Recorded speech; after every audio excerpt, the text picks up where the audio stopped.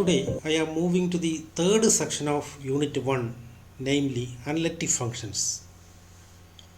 A fundamental question we are asking is, what is complex analysis?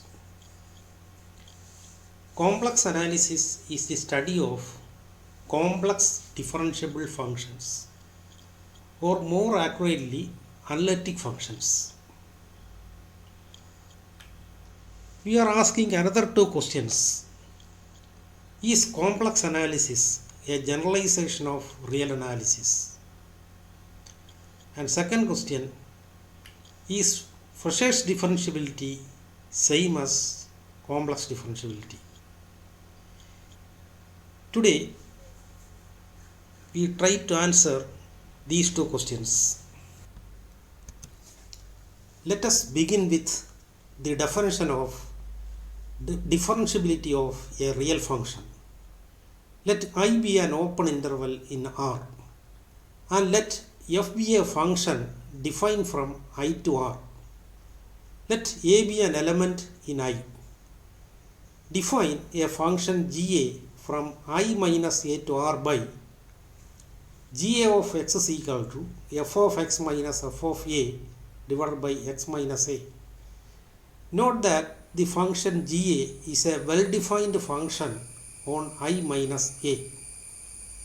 If this function GA has a limit at a, we say that the function f is differentiable at the point a, and the value of this limit is denoted by f prime a.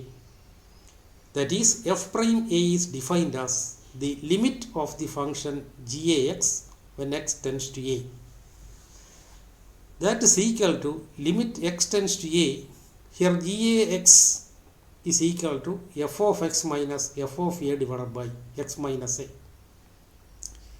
If we take x minus a is equal to h, then the above limit can be written as limit h tends to 0 f of a plus h minus f of a divided by h. Note that here x is an arbitrary element in the set I minus a. Here x can approach a in two different ways. One is from right to left and other is from left to right. So to compute the derivative of a given function at a point a, you can apply the first formula or the second formula. Both will give you the same result. We can also define the differentiability of a real function at a point a using the notion of sequences. Let I be an open interval in R, and let f be a function defined from I to R. For any sequence xn in I minus a which converges to a, we can define a new sequence f of xn minus f of a divided by xn minus a. The function f is differentiable at the point a if and only if for any sequence xn in I minus a such that xn converges to a, the limit of the sequence f of xn minus f of a divided by xn minus a exists. Using sequence criterion, we can prove that the real function f defined by fx is equal to 0 if x is equal to 1, 1 by 2, etc. and x otherwise is not differentiable at the point 0. Consider the sequences xn is equal to 1 by n and yn is equal to minus 1 by n. Note that both the sequences 1 by n and minus 1 by n converges to the limit 0. Now consider the sequence g0 of xn. Here g0 of xn is g0 of 1 by n. So limit of the sequence g0 of xn is equal to limit of f of 1 by n minus f of 0 divided by 1 by n minus 0. By definition, f of 0 is equal to 0. So this limit is equal to limit of f of 1 by n divided by 1 by n. By definition, f of 1 by n is equal to 0. So the limit of 0 divided by 1 by n is equal to 0. So whenever the secants 1 by n converging to 0, the secants g0 of 1 by n converges to the limit 0. g0 of yn, here yn is equal to minus 1 by n, is equal to limit f of minus 1 by n minus f of 0 divided by minus 1 by n minus 0. Here f0 is equal to 0. So this is equal to limit f of minus 1 by n divided by minus 1 by n. But f of minus 1 by n is minus 1 by n. So this is equal to limit minus 1 by n divided by 1 by n, that is equal to 1. Note that the sequences xn is equal to 1 by n and yn is equal to minus 1 by n converges to the limit 0. But g0 of xn and g0 of yn converges to different limits. So the function is not differentiable at the point 0. Hence, if there exist two sequences xn and yn such that xn and yn converges to the same limit, but ga of xn and ga of yn converges to different limits, then the function is not differentiable at the point. Let I be an open interval in R. Let me introduce the following class of functions. C0i is defined as the set of all continuous functions defined on the interval I. And D1i is defined as the set of all differentiable functions on I. We know that if a function is differentiable, then it is continuous. Therefore, D1i is contained in C0i. C1i is defined as the set of all functions from I to R such that f is differentiable and f prime is continuous. Again, note that C1i is a subset of D1i. And D2i is defined as the set of all twice differentiable functions on I. And note that D2i is contained in C1i. And C2i is defined as the set of all functions from I to R such that f is twice differentiable and f double prime is continuous, and so on. In general, Dni is defined as the set of all n times differentiable functions on the interval I. And Cni is defined as the set of all functions from I to R such that f is n times differentiable and the nth derivative, that is fn, is continuous. That is, Cni is the class of all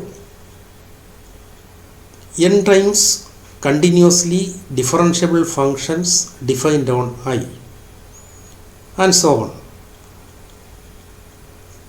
C infinity I is defined as the set of all infinitely differentiable functions on I. That is, C infinity I is the class of all smooth functions defined on I. And finally, C omega I is defined as the set of all real analytic functions defined on I. A function f is said to be real analytic if it is infinitely differentiable and f has a Fourier series expansion at each point in the interval I. Again, note that C omega I is a subset of C infinity I.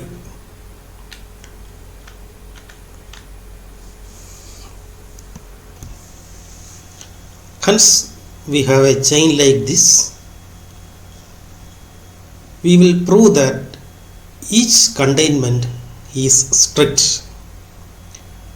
First, we show that D1i is strictly contained in C0i. And this is the graph of the Weierstrass function. Weierstrass function is everywhere continuous but nowhere differentiable. Therefore, the Weierstrass function is in C0i, but it is not in D1i. So this inclusion relation is strict. Here this is the graph of the Weierstrass function in the interval -2 to 2. And this is the enlarged portion of this point. Note that the enlarged portion is exactly similar to the original curve, and this property is called self-similarity. And self-similarity is a typical property of fractals. Another example is the modulus function. Consider the function fx is equal to mod x in -1, 1. We know that modulus function is a continuous function, but this function is not differentiable at the point 0. So mod x is in C0i and mod x is not in D1i. So this inclusion relation is strict. Next, we will show that C1i is strictly contained in D1i. Consider the function f defined from R to R, defined by fx is equal to x square into sine 1 by x is not equal to 0, and 0 when x is equal to 0. We will show that this function is a differentiable function, but its derivative is not continuous. Note that x square into sine 1 by x is a differentiable function when x is not equal to 0. So we need only check the differentiability of the function at the point x is equal to 0. Consider the limit x tends to 0, fx minus f0 divided by x minus 0. And when x is equal to 0, f0 is 0. So this limit is equal to limit x tends to 0, f of x divided by x. But when x is not equal to 0, fx is x square into sine 1 by x. So this quotient becomes x into sine 1 by x.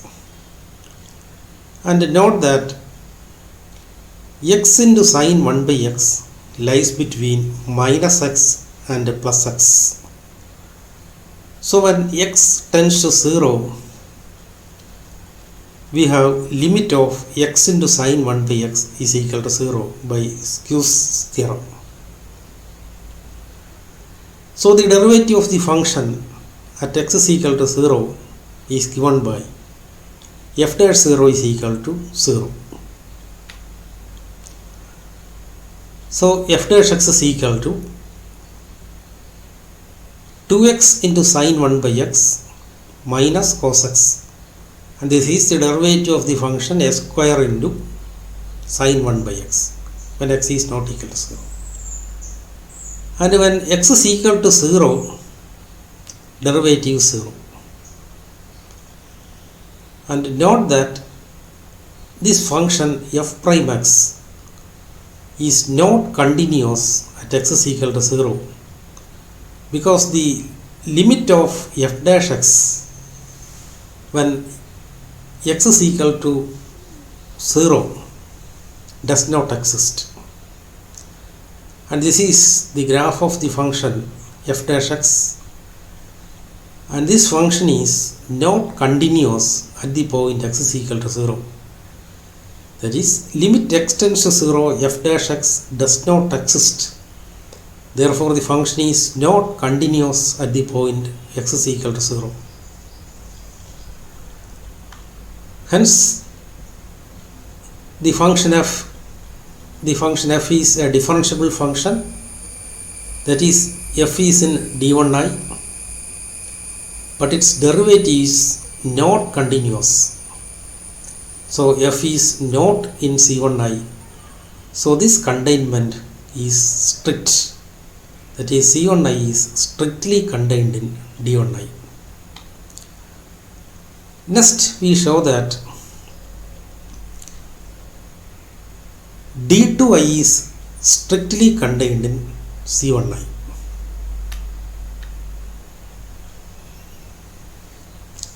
Now consider the function fx is equal to integral 0 to x mod t dt.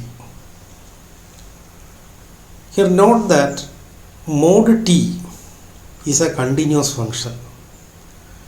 That is, mod t is in c0i. But this function is not differentiable. So mod t is not in d1i.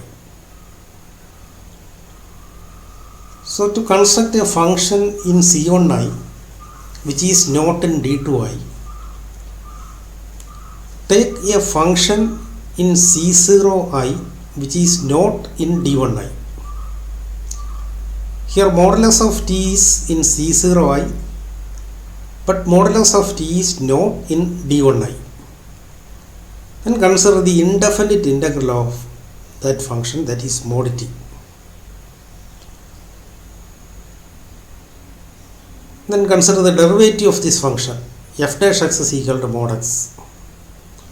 That is, f dash x is equal to mod x is a continuous function.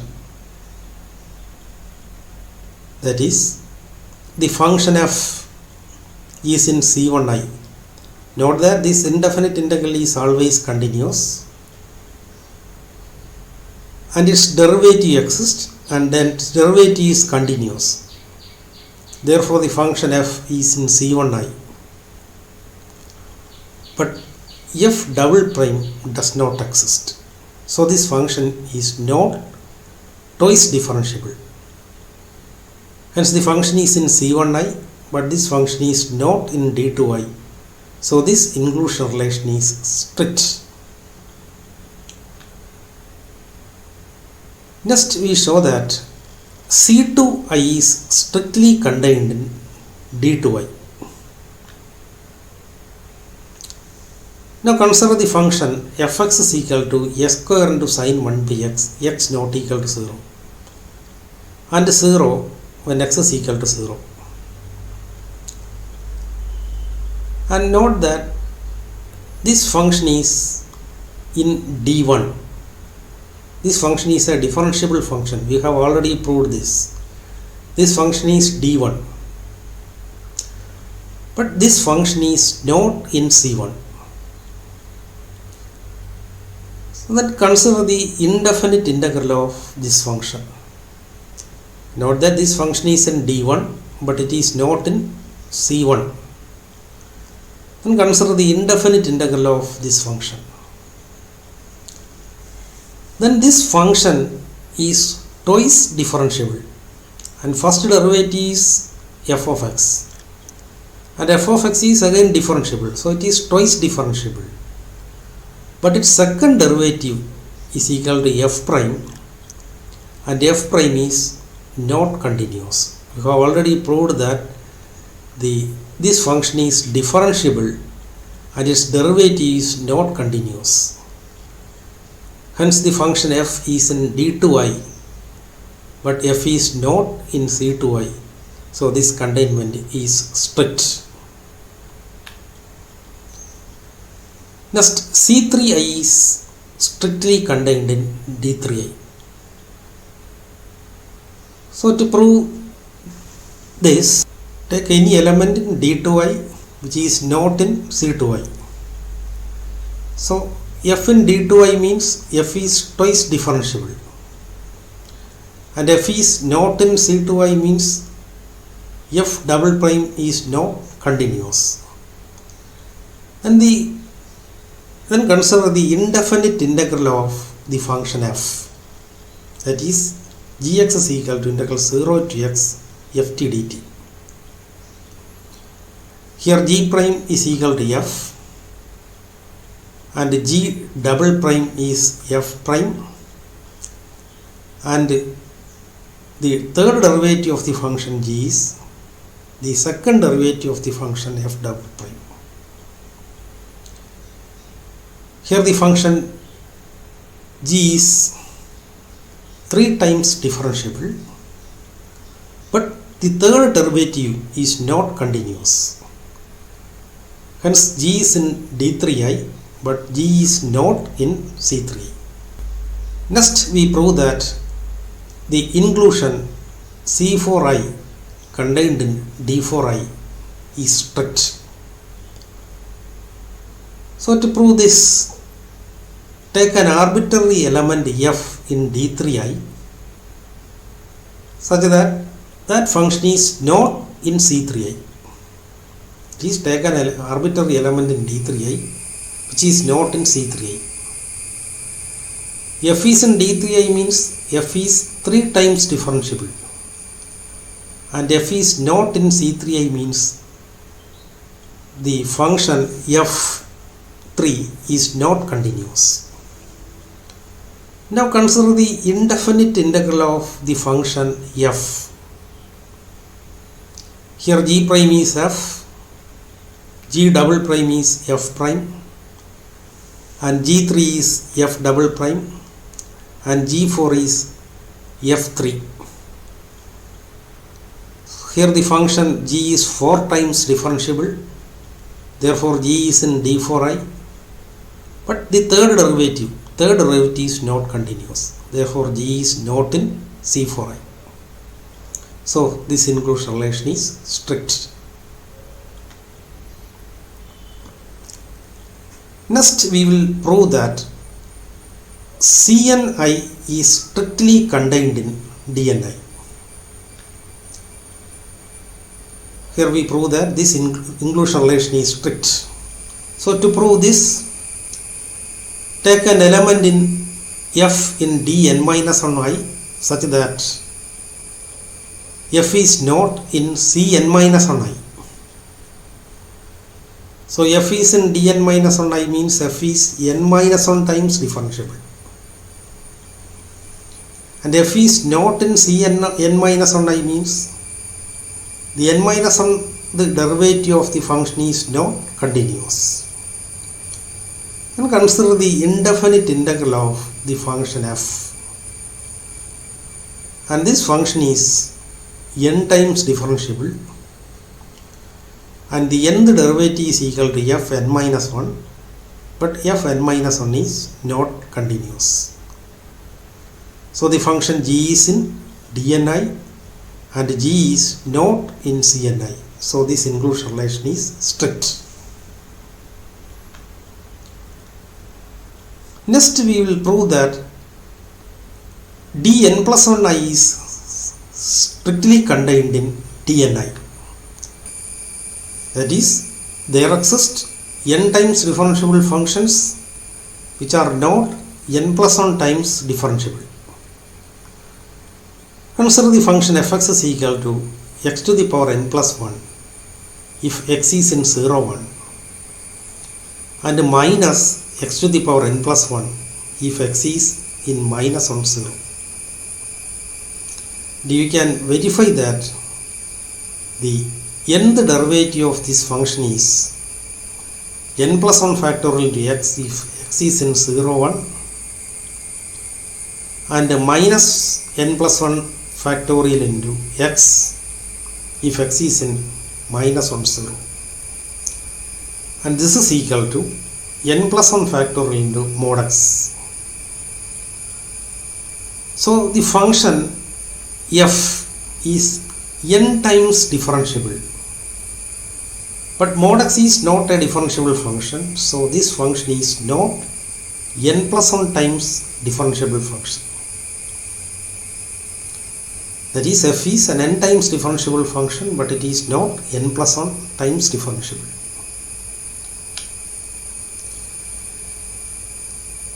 Then I am going to define a real analytic function. Let I be an open interval and f is a function defined from I to R. We say that f is real analytic if for each a in I we can find a neighborhood of a such that in that neighborhood the function has a power series expansion like this, and this power series expansion is absolutely convergent. That means a function defined on an interval I is said to be real analytic for each point a in I. We can find a neighborhood of I such that in that neighborhood the function has a power series expansion, and that power series expansion is absolutely convergent. Here C omega I is the class of all real analytic functions, and C infinity I is the collection of all smooth functions, that is the collection of all infinitely differentiable functions defined on the interval I. And we will show that this inclusion is strict, that is C omega I is strictly contained in C infinity I. Consider the function f defined from minus 1 to r by f of x is equal to e raised to minus 1 by x greater than 0 and 0 x less than or equal to 0. And note that e raised to minus 1 by x is infinitely differentiable when x is strictly greater than 0, and its nth derivative is given by, that is fn x is given by Pn of 1 by x into exponential minus 1 by x, where Pn 1 by x is a polynomial in 1 by x. And when x is strictly less than 0, the function f is a constant function, so its derivative is 0. So when x is less than 0, the nth derivative of the function is 0. We have to find the nth derivative of the function at x is equal to 0. So the question is, what is the nth derivative of the function when x is equal to 0, n is equal to 1, 2, 3, etc.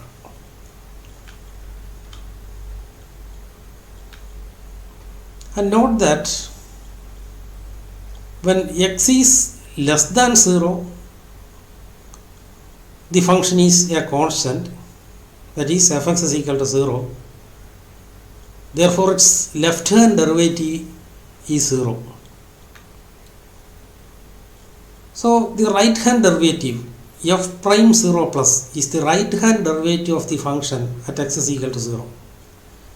So by definition, this is limit h tends to 0 plus f of h minus f of 0 divided by h.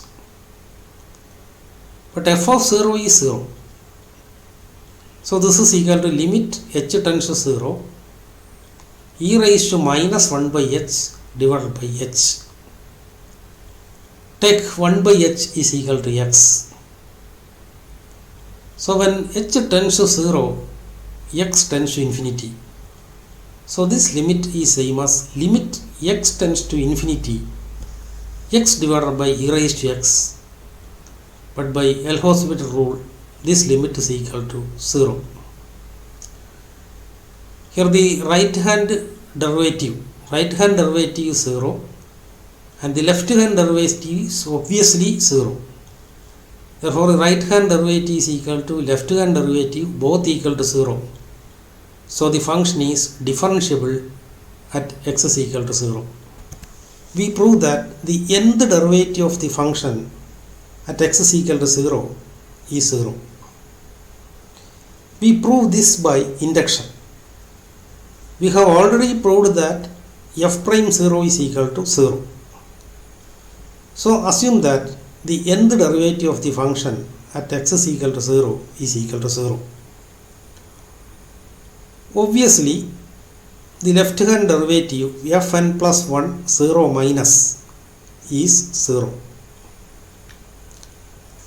And the right hand derivative is given by limit h tends to 0 plus fn of h minus fn of 0 divided by h.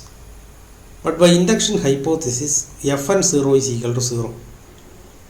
But fn h is equal to pn of 1 by h into exponential minus 1 by h divided by h. Take 1 by h is equal to x. Then this limit becomes limit x tends to infinity x into pnx divided by exponential x. By L'Hospital rule, this limit is equal to 0.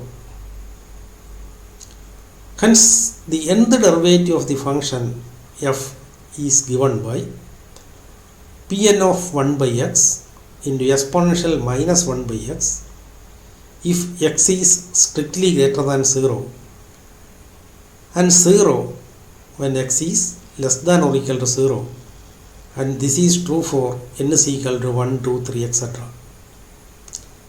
That means the function is infinitely differentiable at x is equal to 0. We want to show that this function is not real analytic. That is, you have to show that this function is not in C omega I. Suppose to the contrary that f is real analytic. If f is real analytic, then f has a power series expansion in the neighborhood of 0. So f can be represented in the form fx is equal to summation n is equal to 0 to infinity an x to the power n.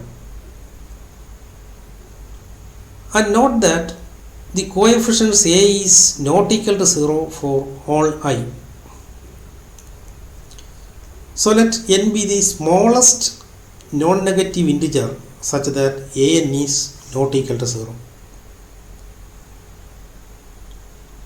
Then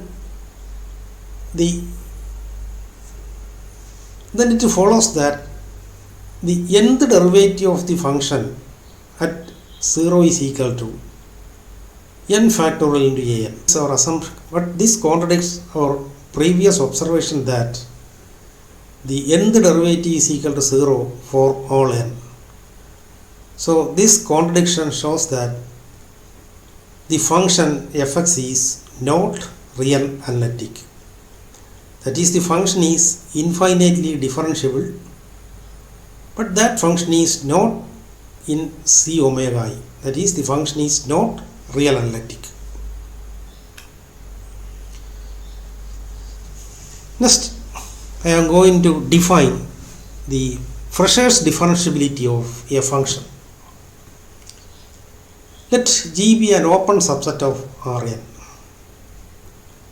And let f be a function defined from G to Rm. Then f has m components. Then the function f can be represented in the form f1x, f2x and fmx. Here x is a vector or an n-tuple in Rn, that is x1, x2, etc. xn.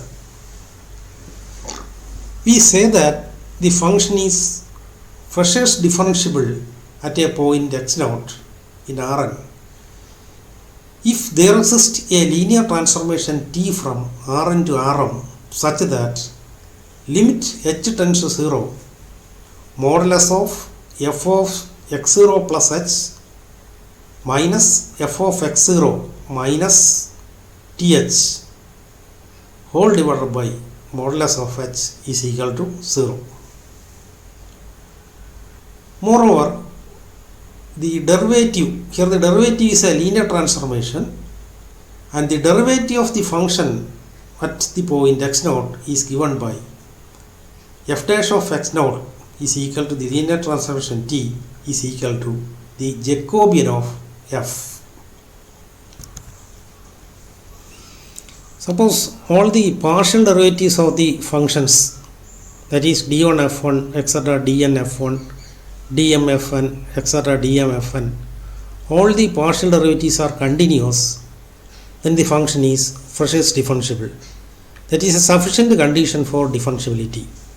That is, the function f from R into Rm has continuous partial derivatives, then f is differentiable.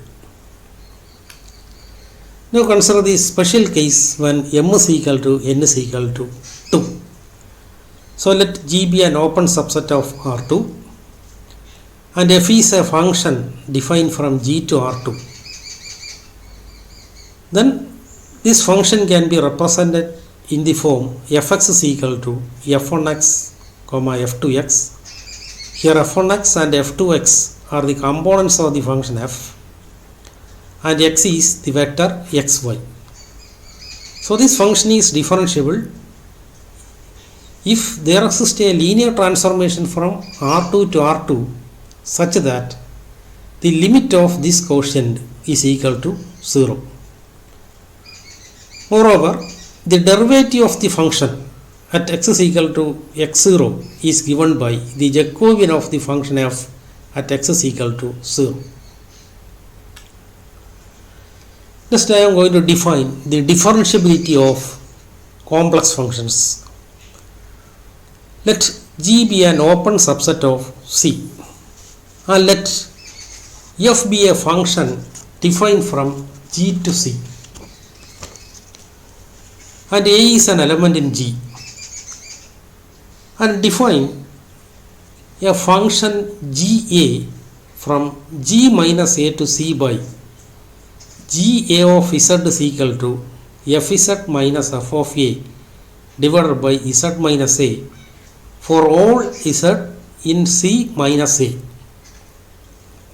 And note that the function GA is a well-defined function on G minus A, and this function is defined for all Z in G minus A, not C minus A, G minus A. So this is a well-defined function on G minus A. If this function GA has a limit at A, we say that the function f is differentiable at A, and the value of this limit is denoted by f prime A. That is, the derivative of the function is defined as the limit of the complex function GAZ, that is, limit Z tends to A, Fz minus f of A divided by Z minus A. If we take h is equal to Z minus A, then f dash A can be written in the following form, that is, f prime A is equal to limit h tends to 0 f of A plus h minus f of A divided by h. As in the case of real functions, we can define the derivative of a complex function at a point A using the notion of sequences. Let G be an open subset of C, and f is a function defined from G to C. For any sequence Zn in G minus A which converges to A, we can define another sequence f of Zn minus f of A divided by Zn minus A. Observe that the sequence f of Zn minus f of A divided by Zn minus A is a well-defined sequence in the complex plane. The function f is differentiable at the point A if and only if the limit of the sequence f of Zn minus f of A divided by Zn minus A exists. Later we will prove the chain rule using sequence criterion for derivative. Now the question is, what is the key difference between derivative of a real function and derivative of a complex function? Note that both the definitions looks exactly the same. The key difference is that if x is a real variable, it can approach to a in two different ways. If z is a complex variable, it can approach to a along infinitely many paths. So if a function is complex differentiable, the limit should exist whatever the path we choose. This is important. It should be kept in mind.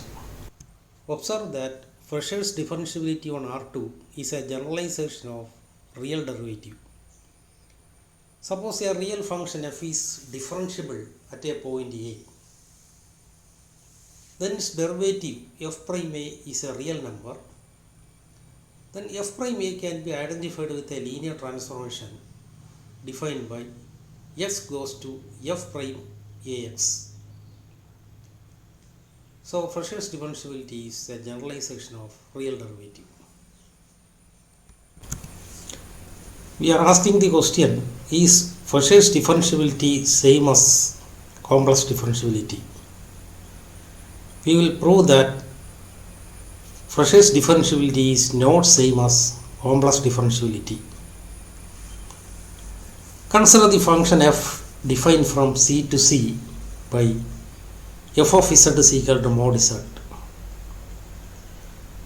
We will prove that this function is Fisher's differentiable at the point 1, 0, and this function is not complex differentiable at the point z is equal to 1. If we identify C with R2, then the function z goes to mod z becomes xy goes to the ordered pair root of s square plus y square comma 0. That is, fx is the function ordered pair root of s square plus y square 0. Here the first component f1 is root of s square plus y square and the second component is 0.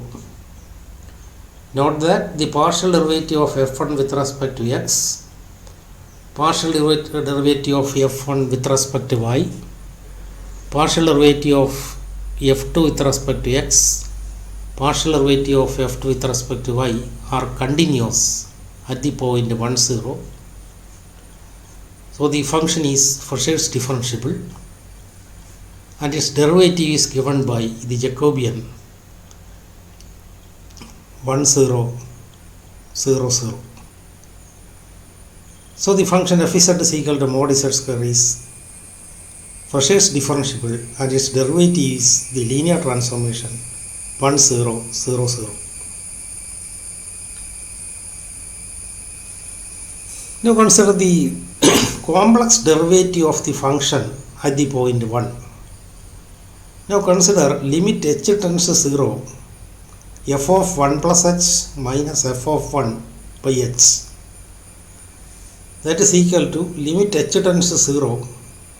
Here f z is mod z, therefore f of 1 plus h is modulus of 1 plus h minus modulus of 1 by h. First assume that h tends to 0 along the real axis. If h tends to 0 along the real axis, then this limit becomes limit h tends to 0. So here 1 plus h is positive. So this is modulus of 1 plus h is positive. Therefore, this is limit h tends to 0, 1 plus h minus 1 by h. So the limit is equal to 1. Next assume that h tends to 0 along this path, that is along the imaginary axis, and assume that h is equal to I into h prime. Next assume that h tends to 0 along the imaginary axis that is h is equal to I into h prime and h prime is positive. Therefore, limit of f of 1 plus h minus f of 1 by h is equal to, when h tends to 0, h prime also tends to 0. So this limit is equal to limit h prime tends to 0, modulus of z, here z is equal to 1 plus I into h prime minus 1 divided by h, here h is I into h prime. But modulus of this complex number is equal to root of 1 plus h prime squared minus 1 divided by I into h prime. Here h prime is very small, h prime tends to 0, so this is very small. So we expand this using binomial theorem. You get this is 1 plus 1 by 2 into h prime the whole square plus the term containing powers of h square, powers of h, then minus 1 divided by I into h prime. This plus 1 and minus 1 will cancel. So this limit is equal to 0. So if h tends to 0 along this path, the limit of the function is 1, and h tends to 0 along this line, the limit is equal to 0. So the function is not complex differentiable. So the existence of Fisher's differentiability will not ensure complex differentiability. Next I am going to discuss some examples of complex differentiable functions. Let C be a complex number. Then the constant function defined on C by f of z is equal to c is differentiable and its derivative is 0 at each point in the complex plane. Here we want to show that the function f z is equal to c is differentiable at each point on the complex plane. So take an arbitrary element z in the complex plane and define a function gz of w is equal to f of w minus f of z divided by w minus z, and this function is a well-defined function on c minus z.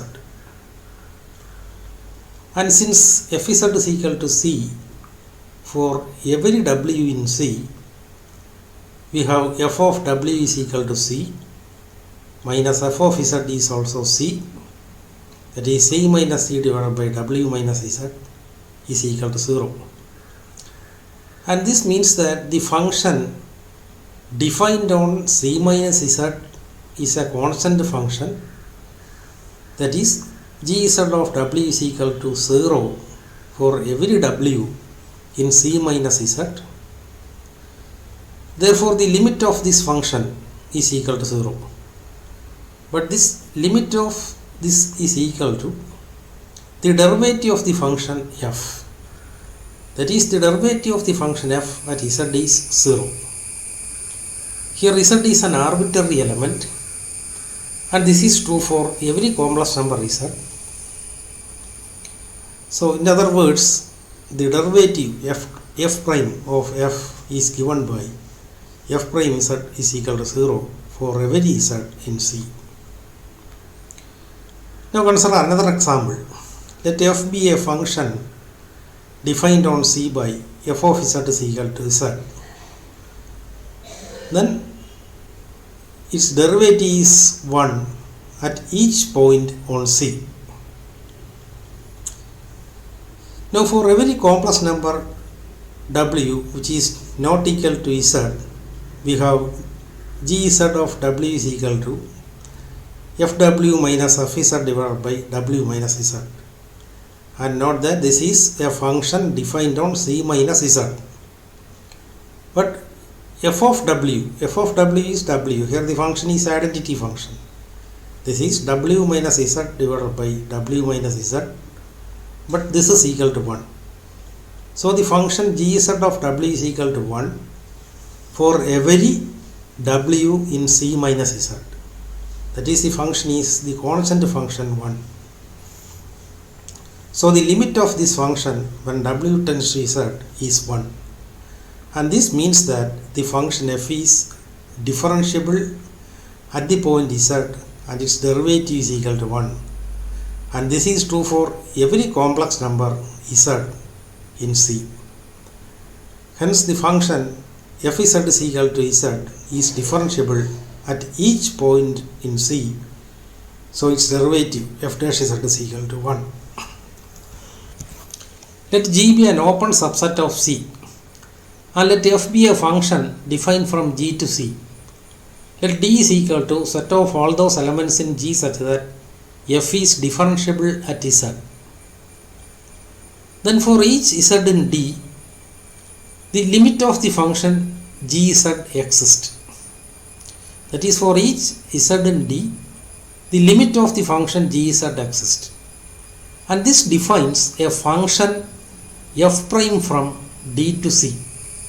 That is, f prime of z is defined as the limit of the function gz. And this function is called the first derivative of the function f. Similarly, we can define the second derivative, third derivative, and so on. If f is a real differentiable function, then the function f is continuous. Similarly, we can prove that if f is a complex differentiable function, then f is continuous. That is, let f be a function from G to C, where G is an open subset of C. If f is differentiable at a point in G, then the function f is continuous at that point. So assume that f be differentiable at the point A in G. We want to show that the function f is continuous at the point A.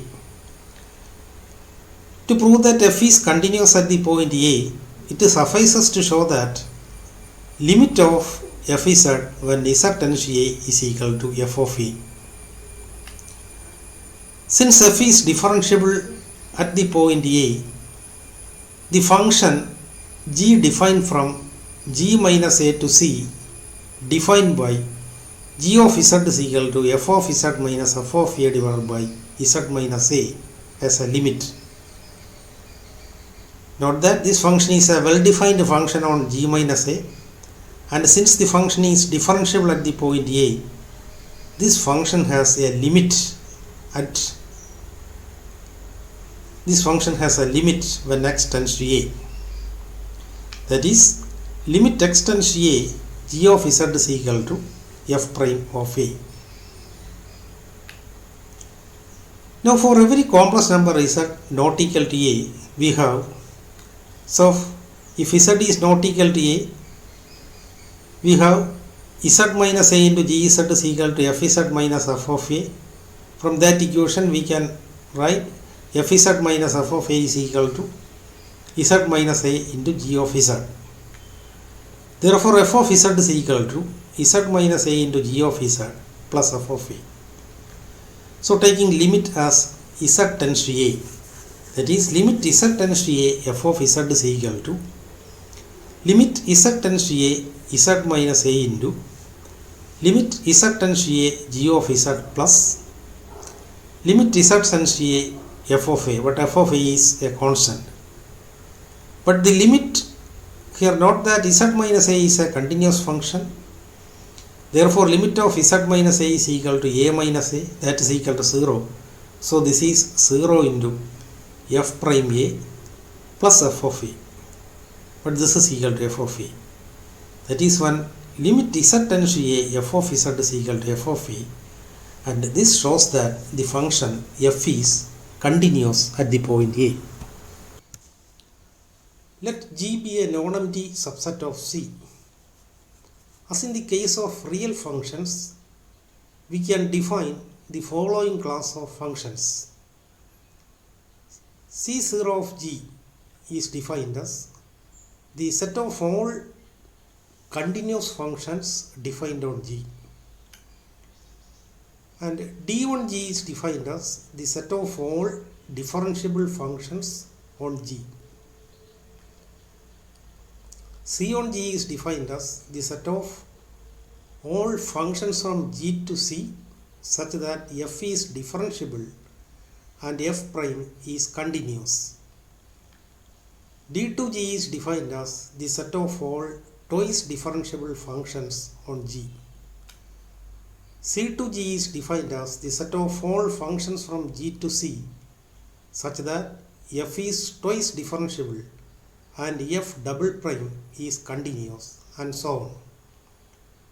DNG is defined as the set of all functions from G to C such that f is n times differentiable.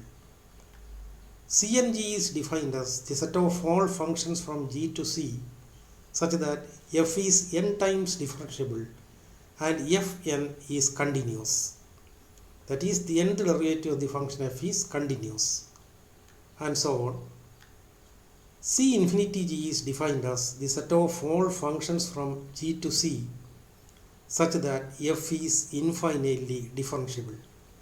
And finally, C omega G is the set of all functions from G to C such that f has a Fourier series expansion at each point in G. These class of functions form a chain like this. Here the elements of C1G are called analytic functions. Let G be an open subset of C. A function f defined from G to C is called an analytic function if f is continuously differentiable, that is, f is in the class C1G. So a complex function defined on an open set G is called an analytic function if it is differentiable and its derivative is continuous. Later we will prove the following theorems. First theorem is every differentiable function is analytic. We will prove this theorem in the second unit. That is, every differentiable function is analytic. So the requirement of continuously in the above definition, and this is unnecessary. So every complex differentiable function is analytic, so the requirement of continuously in the above definition is not necessary. And the second theorem, analytic functions are infinitely differentiable. And third theorem, every analytic function has a power series representation. So if f is a complex differentiable function, this chain will collapse and this chain reduces to D1G is contained in C0G. In the case of real functions, we have a strict chain. Next we will prove that this inclusion is strict. Consider the function fz is equal to mod z squared, z in C minus 0. Obviously, the function fz is equal to mod z squared is a continuous function, and we will show that this function is not differentiable. Let z0 be an arbitrary point in C minus 0, and we will prove that the function f is not differentiable at the point z0.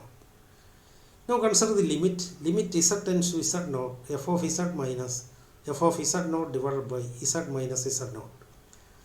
Since mod f z is equal to z squared, the numerator can be written as mod z squared minus mod z0 the whole squared. So this limit is equal to limit z tends to z0 mod z squared minus mod z0 the whole square divided by z minus z0. The numerator can be factored in this form. This is of the form a square minus b square. So this is a minus b into a plus b. Now consider a circle with the center 0 and passing through the point z0. And note that the radius of this circle is mod z0. So equation to this circle is mod z is equal to mod z0. If z is any point on this circle, then we have mod z is equal to mod z0. And suppose that a variable point z approaches to z0 along this circle. So if z approaches to z0 on this circle, then mod z is equal to mod z0. Here mod z is equal to mod z0. So the numerator becomes 0. So the limit is equal to 0. So if z approaches to z0 along this circle, then the limit is equal to 0. Now consider a ray passing through the point z0, that is this ray, and equation to this ray is lambda z0. Lambda is in 1 infinity.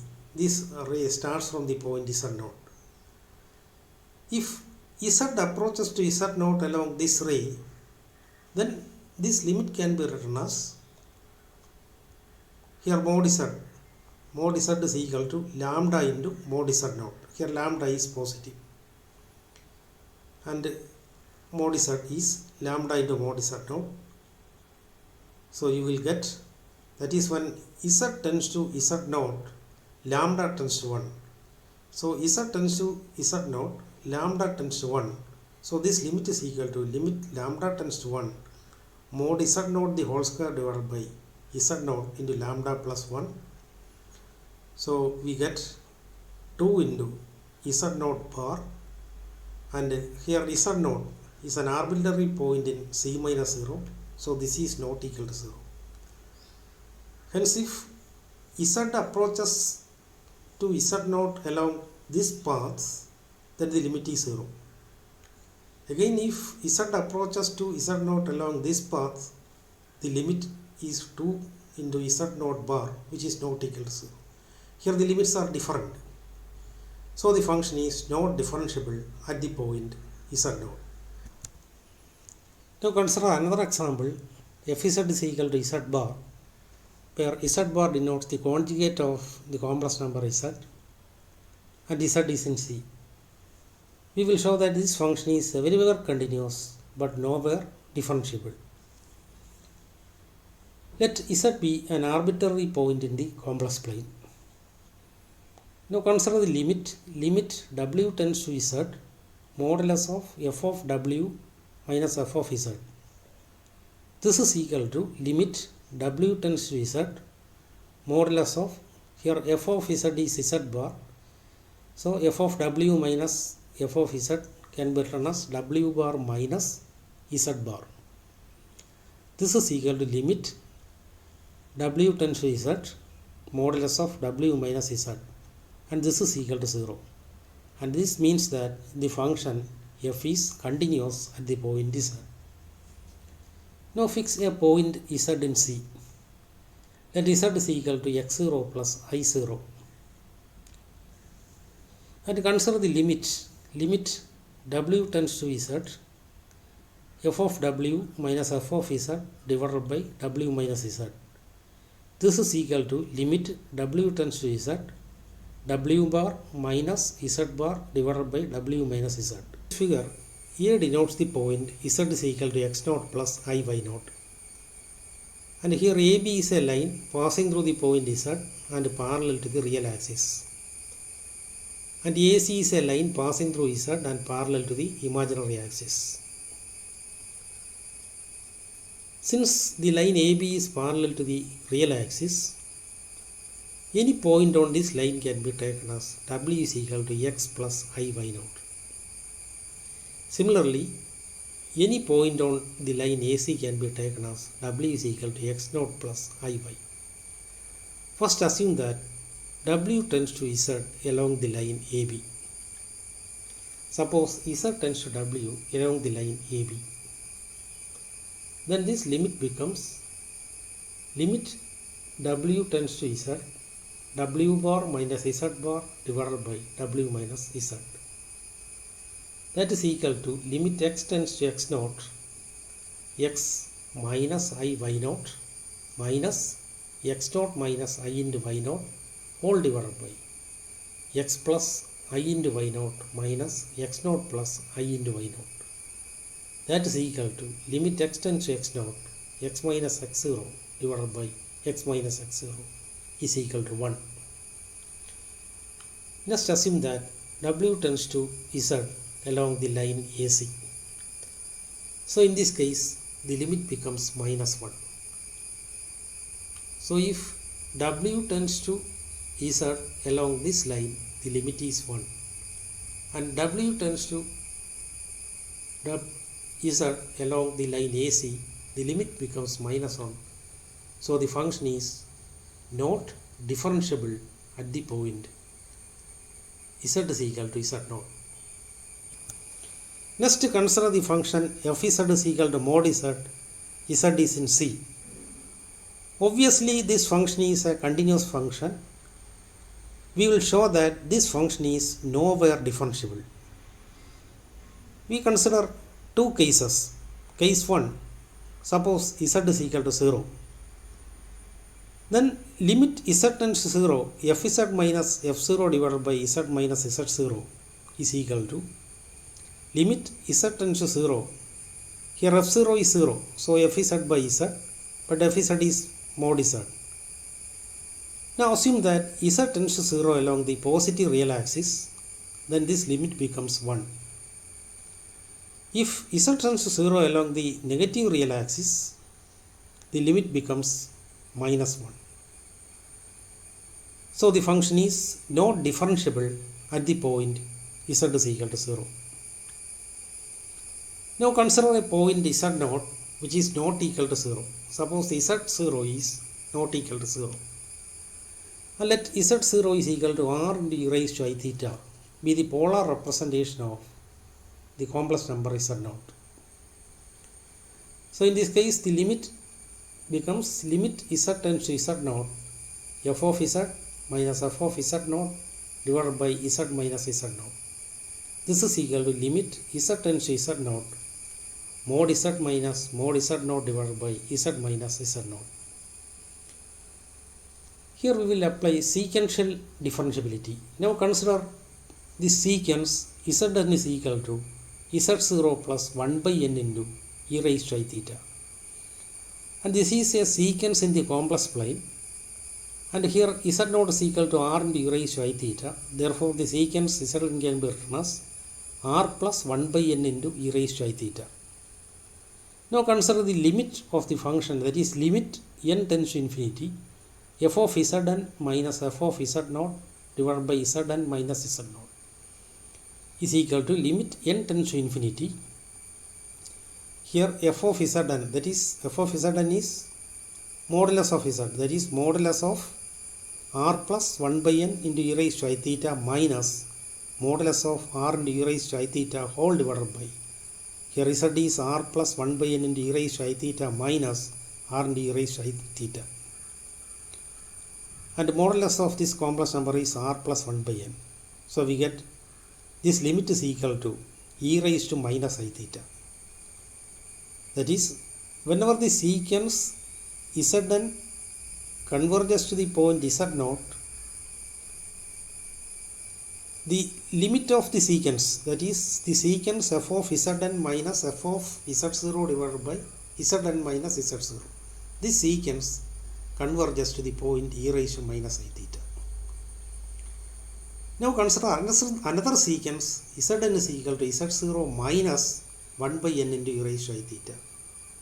So in this case, we can prove that this sequence converges to the limit minus e raised to minus I theta.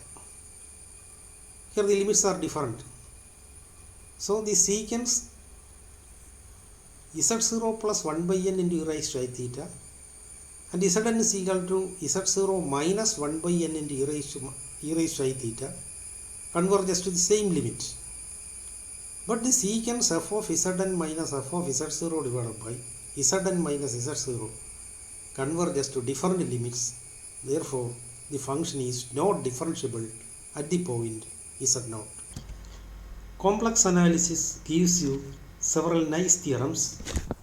For example, uniqueness theorem, identity theorem, open mapping theorem, etc. These theorems are not true for real settings. We will discuss the proof of these theorems in the subsequent units. Uniqueness theorem states that let G be a region Region means open and connected subset of C. And f and g are two analytic functions defined on G. The class of analytic functions defined on G is denoted by Hg. If the set of all z in G such that fz is equal to gz has a limit point, then f is identically equal to G. Now consider a special case of this theorem.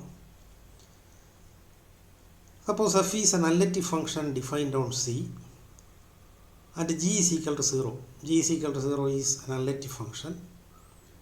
And suppose f of 1 is equal to f of 1 by 2 is equal to etc. is equal to 0. Then by uniqueness theorem, f is identically equal to 0. This theorem is not true if f is a differentiable real function. Define a function f from R to R by f of x is equal to s square into sine pi by x if x is not equal to 0 and 0 if x is equal to 0. Note that the function f is a real differentiable function and f of 1 is equal to f of 1 by 2 etc. is equal to 0. But the function f is not identically equal to 0. Hence, the uniqueness theorem does not hold for real differentiable functions. Now consider another theorem. Let f be an analytic function on a domain. Suppose there is a point A in G such that the derivatives of all orders vanishes at the point A. Then f is identically equal to 0 on G. Now consider a real differentiable function f defined from R to R by f of x is equal to e raised to minus 1 by x if x is greater than or equal to 0 and 0 if x is less than 0.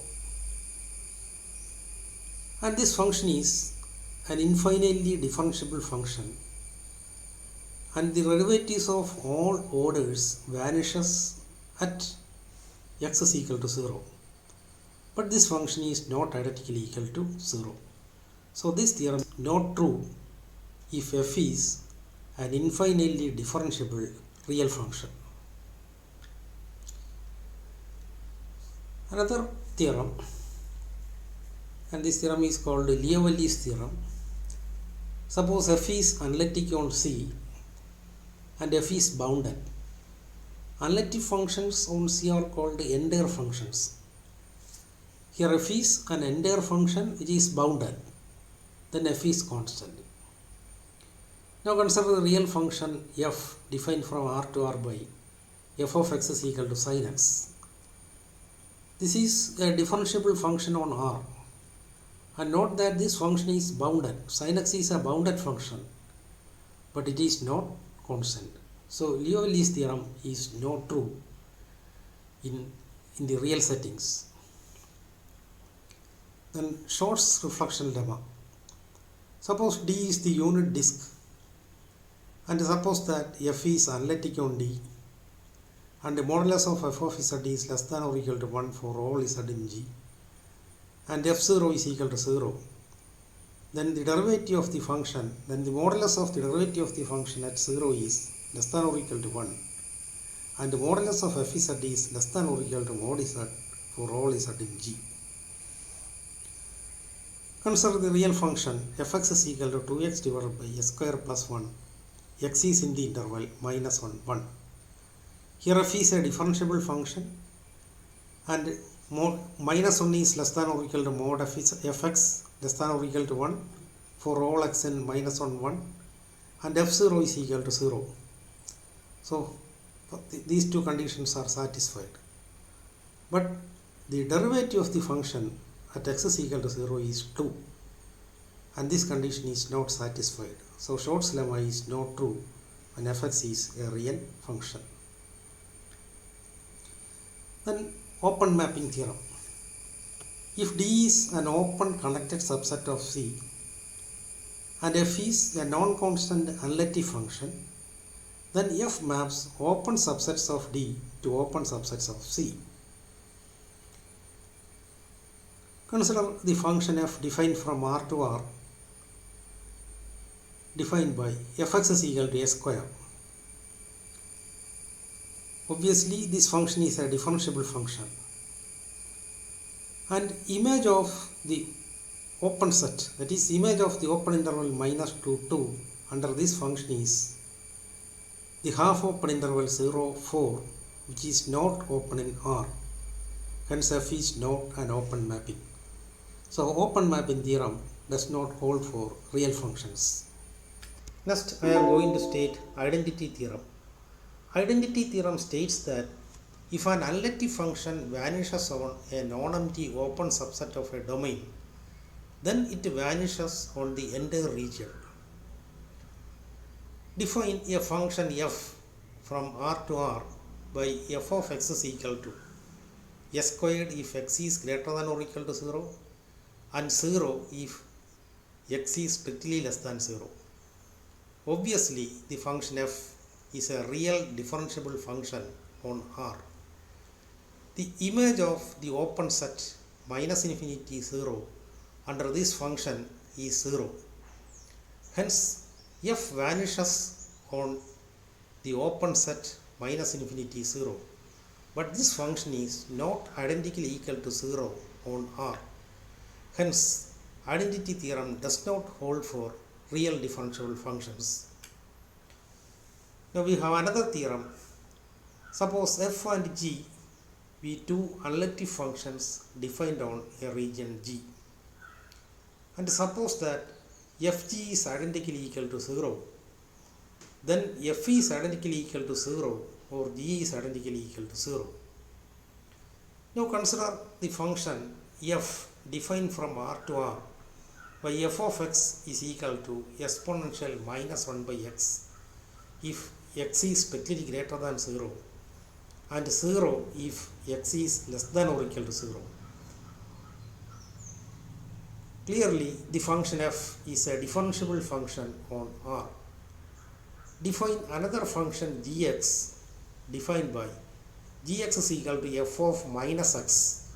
Gx is equal to f of minus x and f of minus x is e raised to 1 by x if x is strictly less than 0 and 0 if x is greater than or equal to 0. Obviously, f into g is identically equal to 0, but neither f nor g is identically equal to 0. So this theorem does not hold for real settings. Modulus theorem states that if f is a non-constant analytic function defined on some open set G, then mod f cannot attain its maximum anywhere on G. Consider the real function f defined from the open interval minus 1 to R by f of x is equal to 1 minus s squared. And this is the graph of the function fx is equal to 1 minus s squared. And note that this function is a positive function, therefore f is equal to mod f, and this function attains its maximum at the point x is equal to 0.